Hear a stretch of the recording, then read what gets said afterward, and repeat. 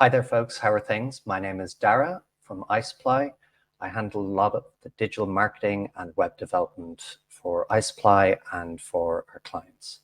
And today we're going to be talking about what's really important for you when you're considering a new digital or web project.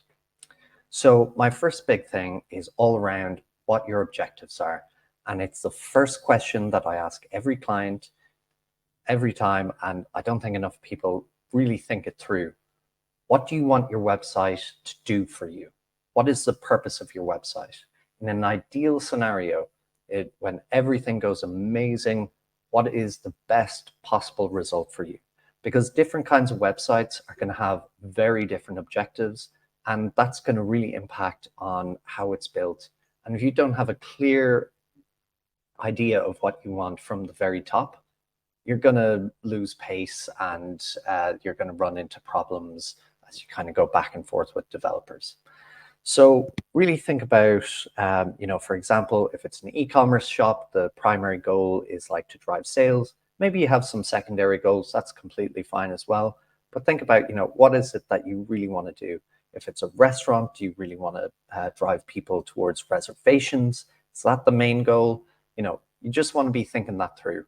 What is the priorities for this website? So then onto kind of site usability, which is another big thing for me. So a lot of people tend to think, take a very much more is better approach to web development. And I can tell you now that does not work. Clutter is the bane of any website.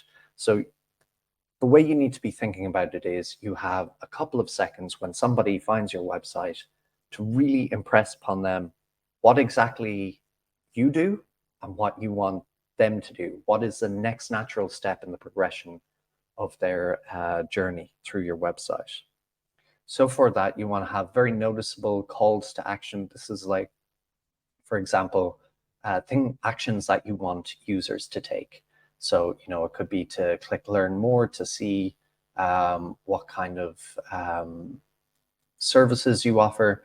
And then it should be very clear, if this is somebody who's interested in signage, that they should have a very clear progression from, the homepage to click through to the signage and be able to read more information and see examples of your work, that it's all planned out, this journey.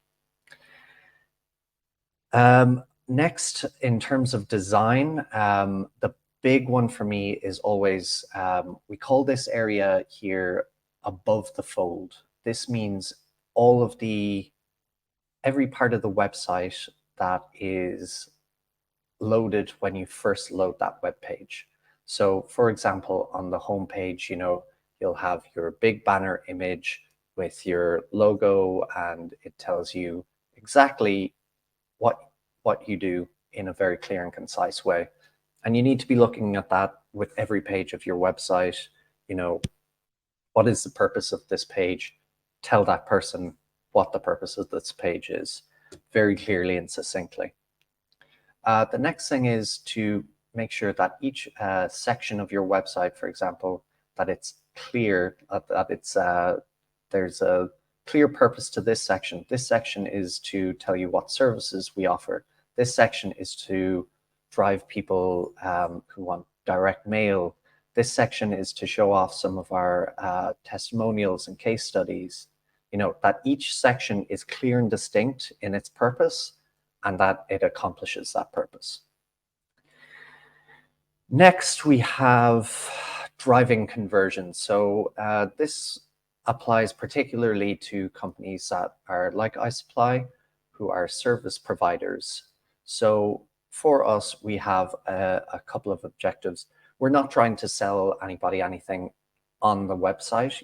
We have an amazing sales team, and we want to give people enough useful information with our website that they feel comfortable going and talking to our sales team and submitting an inquiry on our website to be able to facilitate that conversation. So one of the things that we do for that, or one of the ways that one of our kind of secondary objectives with the website is to drive people to sign up to our mailing list. So we've two main conversions that we're looking for with our website. First is inquiries to talk with the sales team, and secondly is to sign up for our mailing list so that we can continue. We put a lot of effort into our mailing list, and we'd like people to get a lot of value out of the mailing list. And we're trying to grow that mailing list to be able to remarket to past clients or people who are just interested. So one of the ways that we do that is we use these, it's called a lead magnet, which is essentially a long form piece of content that we've developed, such as a guide. It could be, this video of me talking you through what makes a good website. It could be a quiz. There's so many things. But the idea is that we provide something very that is valuable to you, the user, and that then you, in return, will provide us with your contact details by signing up to the mailing list and engaging with our marketing. So that's the kind of trade-off. We give you something of value, you give us something of value by signing up. I really recommend this kind of approach, providing really useful content to your users with your website. It's a tried and tested method. It really, really works. We're able to collect really high quality leads from people who are very highly engaged with our content through this method. And essentially what it boils down to is your industry better than anyone else. Share that information with your users. They're interested to hear, they want to know, share that information with them. Another thing just on the topic is to have really great copy. Our copy, we really strive to ensure that the text that we use is interesting, persuasive, and informative. Now, in terms of technical usability, which is something that if you are getting a new website developed, you really want to ensure that, first off, the site is usable. So the main one for me here is speed, loading speed. Google has shown time and time again that a website that takes longer than 3 seconds to load is going to see exponential drop-off rates in terms of people actually continuing to the site. So you need your website to be loading within 3 seconds and every page to be loading within 3 seconds of somebody having clicked on it. The other thing on this very briefly is site architecture. This is ensuring that this is a little bit more complex than what I'm going to talk about, but essentially ensuring that the website is well laid out to the both user and also to Google, because Google goes and it looks through your website and sees, is this website good enough to rate highly on pages, which is another discipline called SEO, which we'll get to now. Finally, on the more technical stuff is security. So SSL certs, your website, it's not good enough not to have an SSL cert on your website. You need to have this little lock, and it should be the same across all browsers, in all instances. Every single time somebody visits your website, there needs to be full security on the website. Another useful tidbit can be using CAPTCHA on your forms. This will decrease the amount of spam that you get on your forms. So for example, this one here, filling out it could be clicking through and filling out, these are all the spots with the bus. This will help you get less spam in your mail. Now, finally, what I alluded to earlier is the search engine optimization. This is when Google ranks your website highly for relevant terms. So, it's not a popularity contest at the end of the day. There are a lot of things that go into SEO, and I can't really touch on them all here. but essentially there are three core things. There is the backlink profile, which means how many websites are linking to your website.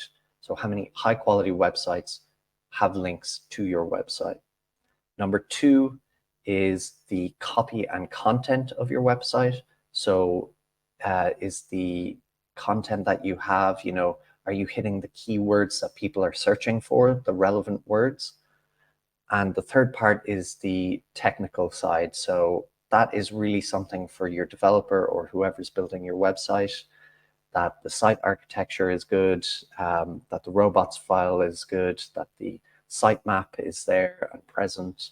And there's a million other teeny tiny little things, and each of them adds like 0.5%, 0.5%, 0.5%. And once you get to a decent enough place, your website will start ranking highly on Google for everything. Anywho, I hope you enjoyed this, or you found it at least in a bit informative. If you have any questions, we're more than happy to help. You can shoot us an email at the links down below, or you can fill in the contact form with any questions you might have. Look forward to hearing from you. Thanks.